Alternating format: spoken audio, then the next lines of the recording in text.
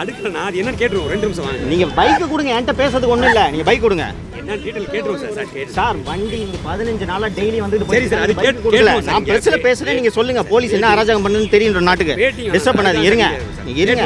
என்ன பேசுறது கூட உங்கள்கிட்ட பர்மிஷன் ஆகணுமா? அப்புறம் அஜித் மாதிரி அடிப்பீங்களா? ப்ராப்ளத்தை சால்வ் பண்ணிடுவோம் வாங்கன்னு சொல்கிறோம். ப்ராப்ளத்தை நீங்கள் போய் சால்வ் பண்ணுங்க. என்ன நடந்துச்சு 15 நாளாக தான் நான் சொல்ல போகிறேன். நான் சால்வ் பண்ணக்கூடிய ப்ராப்ளம் தான் சார், பண்ணிடுவோம். நீங்கள் 15 நாளாக சால்வ் பண்ணியிருக்கணும் சார். சார் சரி வாங்க வாங்க சார், வாங்க சால்வ் பண்ணிடுவோம் சார். அது ஒன்றும் இஷ்யூ இல்லை சார், வாங்க சார். சவுக்கு மீடியா கடந்த 2 ஆண்டுகளாக தமிழக அரசாலும் தமிழக காவல்துறையாலும் எத்தகைய துன்புறுத்தல்கள், எத்தகைய கொடுமைகளை சந்தித்து கொண்டிருக்கிறது என்பதை நீங்கள் எல்லோரும் அறிவீர்கள். என் வீட்டில் மலம் ஊற்றப்பட்டது, சாக்கடை ஊற்றப்பட்டது, என் மீது பொய் வழக்கு போடப்பட்டது, கஞ்சா வழக்கு போட்டப்பட்டது. 2 முறை குண்டர் சட்டத்தை நான் சந்தித்திருக்கிறேன். இதற்கெல்லாம் பிறகு ஒரு அலுவலகம் கிடைத்து இந்த அலுவலகத்தில் தொடர்ந்து என்னுடைய மீடியா பணியை நான் செய்து கொண்டிருக்கிறேன்.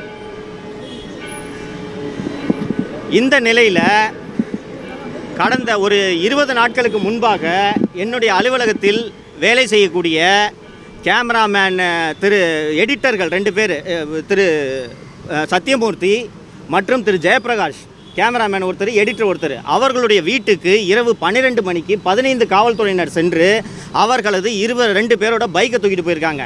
என்ன காரணம்னு சொன்னாங்கன்னா, உங்கள் பைக்கு அஃபென்ஸில் சம்மந்தப்பட்டிருக்குன்னு சொன்னாங்க.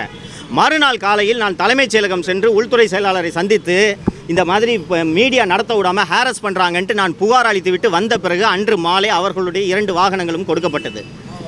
இதற்கு பிறகு என்னுடைய அலுவலகத்தில் கேமராமேனாக பணியாற்றக்கூடிய இந்த பையன் பிரசாத், இவர் மிகவும் ஏழ்மையான குடும்பத்தை சேர்ந்தவர். எங்கள் அலுவலகத்தில் கேமராமேனாக வேலை செஞ்சுக்கிட்டு வேலை முடிஞ்சோடனே நைட்டு போய் ஜொமேட்டோ வண்டி ஓட்டி இவர் சம்பாதிக்கிறாருன்னா அப்போ எந்த அளவுக்கு இவர் குடும்பம் வறுமையில் இருக்கும்னு நீங்கள் பார்த்துக்குங்க. இவர் வேலை செய்து கொண்டிருந்தார். அலுவலகத்தை விட்டு வெளியில் வந்த உடனே வெளியில் அங்கே அந்த காம்பவுண்டை திரும்பின உடனே காவல்துறையினர், இந்த போக்குவரத்து காவல்துறையினர் வந்து இவரோட பைக்கை தூக்கிட்டு போய் 15 நாட்கள் ஆகிறது. வந்து இவர் வந்து எதுக்கு சார் பைக்கை தூக்கிட்டு போனீங்கன்னு மறுநாள் வந்து கேட்டதற்கு, உங்களோட வண்டிக்கு 6500 ரூபாய், 6500 6500 ரூபாய்க்கு அவுட்ஸ்டாண்டிங் ஃபைன் நிலுவையில் இருக்கிறது என்று சொன்னவுடன் இவர்கிட்ட பணம் இல்லாமல் இருந்த நகையை கொண்டு போய் அடகு வச்சு மறுநாளே ஒட்டு மொத்த நிலுவைத் தொகையும் செலுத்தி விட்டார். இந்த நிலுவைத் தொகையை செலுத்தி 16 நாட்கள் இன்றோடு ஆகிறது. தினந்தோறும் இந்த காவல் நிலையத்திற்கு வந்து சார் வண்டி எப்போ கொடுங்கன்னு கேட்டால் மேலே கேட்டுட்டு சொல்கிறேன், ஐயா வெளியில் போயிருக்கார், இதே போன்ற காரணங்களை சொல்லி 16 நாட்கள் ஆகிறது. இன்று வரை இவரோட பைக்கை கொடுக்கல. நேற்று இந்த அஜித்குமாரை அடித்து கொண்டதற்காக முதலமைச்சர் அவங்க வீட்டுக்கு ஃபோன் பண்ணி மன்னிப்பு கேட்குறாரு. இந்த தமிழ்நாடு மற்றும் சென்னை காவல்துறையோட இந்த செயல்பாடுகள்னால முதலமைச்சர் தினந்தோறும் ஒவ்வொருவரிடமும் மன்னிப்பு கேட்க வேண்டும். அந்த அளவுக்கு அவலமான சூழ்நிலையில் தான் தமிழக காவல்துறை இருக்கிறது என்பதை இந்த நாட்டு மக்கள் புரிந்து கொள்ள வேண்டும். இன்றைக்கி இந்த டிராஃபிக் அஃபென்ஸுக்கு இப்படி சொல்கிறாங்க. நீங்கள் சென்னை அண்ணா நகர் 2nd அவென்யூக்கு போய் பார்த்தீங்கன்னா அங்கே சந்தோஷ் ஸ்டோர்ஸ்னு ஒரு சூப்பர் மார்க்கெட் இருக்குது. நீங்கள் யார் போனீங்கனாலும் தெரியும். கிட்டத்தட்ட 200 அடிக்கு மேலாக அந்த சந்தோஷ் சூப்பர் மார்க்கெட்டுக்கு வெளியில் பேரிகேடு போட்டு, பிரைவேட்டு செக்யூரிட்டி கார்டு போட்டு, வேறு யாரும் வாகனங்களை நிறுத்த விடாமல் அந்த சூப்பர் மார்க்கெட்டுக்கு வர்ற வாகனங்களுக்காக மட்டும் அந்த இடம் தடுத்து வைக்கப்பட்டிருக்கிறது. போலீஸ் பேரிகேடை யூஸ் பண்ணுறாங்க. இது போல் அந்த போலீஸ் பேரிகேடை யூஸ் பண்ணி பொதுமக்களுக்கான நடைபாதையை அவர்கள் அடைத்து வைப்பதற்கு காரணம், அந்த சந்தோஷ் சூப்பர் மார்க்கெட்டின் உரிமையாளரோட பெயர் சவுந்தரராஜன். அந்த சவுந்தரராஜன் யார் என்றால் தமிழ்நாட்டின் சட்டம் ஒழுங்கு கூடுதல் டிஜிபி டேவிட்சன் தேவாசீர்வாதத்தின் சொந்த தாய்மாமனார். நீங்கள் இது போல் அதிகார துஷ்பிரயோகம் செய்து கொண்டிருக்கிறீர்கள், அட்டூழியங்களை செய்து கொண்டிருக்கிறீர்கள். ஒரு நகையை திருடிவிட்டால் என்ற குற்றச்சாட்டுக்காக ஒருவனை அடிச்சே கொள்றீங்க. நாங்கள் மீடியாவில் இந்த உண்மைகளை எடுத்து சொல்லும் வேலையை செய்து கொண்டிருந்தா இந்த மாதிரி வண்டியை பிடிங்க வச்சுக்கிட்டு 15 நாட்களாக வண்டியை கொடுக்காம original licence, original RC book, வண்டியோட ஃபைனை கட்டியாச்சு. நான் இங்கே இந்த இஷ்யூவில் தலையிடக்கூடாதுன்றதுக்காக டெய்லி போய் கேளுப்பா என்ன சொல்கிறாங்கப்பான்னு கேட்டால் 15 நாளாக இங்கே வந்துட்டு போயிட்டுருக்காரு. எப்போ கேட்டாலும் ஐயா வெளியில் போயிருக்காரு, மேலே கேட்கணும், டிசியை கேட்கணும்.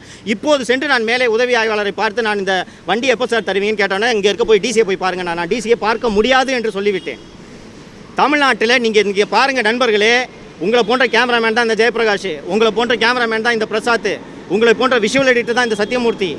உங்களைப் போல எல்லோரையும் போல வயிற்று பிழைப்புக்காக ஒரு ஊடக நிறுவனத்தில் வேலை செய்து உழைத்து சம்பாதிக்க வேண்டும் என்பதற்காக தான் இவர்கள் வேலை செய்கிறார்கள். இந்த மீடியாவில் வேலை செய்கிறான்ற ஒரே காரணத்துக்காக காவல்துறை இவர்கள் ஒவ்வொருவரையும் இப்படி சித்திரவதை செய்தால் இது எங்கே போய் முடியும் என்பதை ஊடக நண்பர்கள் நீங்கள் யோசித்து பார்க்க வேண்டும். இதே போல் ஒவ்வொரு முறையும் அக்யூஸ்டை பிடிச்சி கையை காலை உடைக்கிறது எங்கே போய் முடியும்ட்டு நான் எதை தொடர்ந்து வலியுறுத்தி கொண்டிருந்தேன்னா அதுதான் அஜித்குமார் விவகாரத்தில் நடந்திருக்கிறது. அவன் நகை திருடானா இல்லையான்றது இது வரைக்கும் யாருக்குமே தெரியாது. கூட்டிகிட்டு போய் அடிச்சே கொண்டுட்டாங்க அவனை. இப்படித்தான் காவல்துறை செயல்பட்டு கொண்டிருக்கிறது. இவரும் கூச்சமே இல்லாமல் மன்னிப்பு கேட்டுக் கொண்டிருக்கிறார். இன்னைக்கு இங்கே இந்த பிரசாத்துக்கு நடந்தது, ஜெயபிரகாஷ்க்கு நடந்தது, சத்தியமூர்த்திக்கு நடந்தது, நாளை உங்கள் ஒவ்வொருவருக்கும் நடக்கும். காவல்துறைக்கு எதிராக யாருமே பேசக்கூடாது என்ற அராஜக சூழல் தமிழ்நாட்டில் நடக்கிறது. தமிழ்நாட்டில் காட்டாட்சி நடக்குது. இதையெல்லாம் எதிர்த்து கேள்வி கேட்பதால் தான் சவுக்கு ஊடகத்தை தொடர்ந்து முடக்க இந்த அரசு முயற்சி செய்து கொண்டிருக்கிறது. திரு அருண் அவர்களும் இந்த முயற்சி செய்து கொண்டிருக்கிறார். கடத்தல் பண்ணும் அதிகாரிகளை எல்லாம் பதவியில் அமர்த்தி கொண்டு முதல்வர் போய் மன்னிப்பு கேட்பதற்கு வெட்கப்பட வேண்டும். இந்த அதிகாரிகளை கட்டுப்படுத்துறதுக்கு துப்பு இல்லைன்னா இவரெல்லாம் எதுக்கு நாட்டை ஆள்றாரு? செய்திகளை உடனுக்குடன் தெரிந்து கொள்ள கீழ்கண்ட கேபிள் மற்றும் டிடிஹெச் நெட்வொர்க்குகளில் எம்நாடு செய்தி தொலைக்காட்சியை காணுங்கள். பாதகம் செய்பவரை கண்டால் நாம் பயம் கொள்ளலாகாது பாப்பா.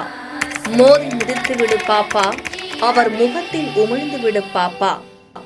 அண்மை செய்திகளை உடனுக்குடன் தெரிந்து கொள்ள இணைந்திருங்கள் எம்நாடு தொலைக்காட்சியுடன்.